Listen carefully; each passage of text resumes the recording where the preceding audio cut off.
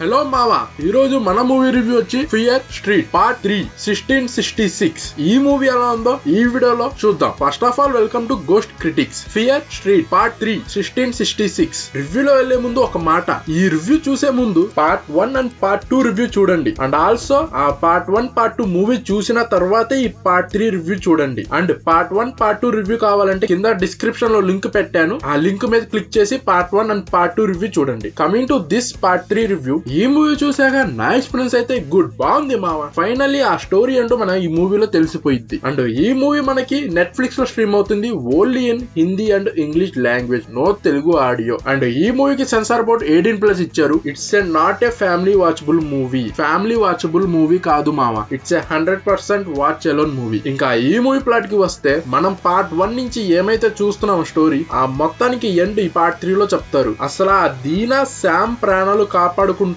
లేదా అనేది ఈ మూవీలో మనకు తెలిసింది. అండ్ 1666 లో అసలు ఏం జరిగిందో ఈ పార్ట్ 3 లో చూపిస్తారు. ఓవరాల్ ఈ పార్ట్ 3 లో మనకి ఒక ఐడియా వచ్చేసిద్ది స్టోరీ మొత్తం. అండ్ ఈ మూవీకి IMDb రేటింగ్ వచ్చి 6.6 అండ్ నా రేటింగ్ 3 halos. ఈ మూవీ చూసాక మీకు ఎలా అనిపించిందో కింద కామెంట్ చేయండి. ఇంకా మన ఛానల్ ని సబ్స్క్రైబ్ చేయకపోతే ప్లీజ్ డూ సబ్స్క్రైబ్. ఈ ఛానల్ ని సపోర్ట్ చేయండి మామ. And thank you for watching this video.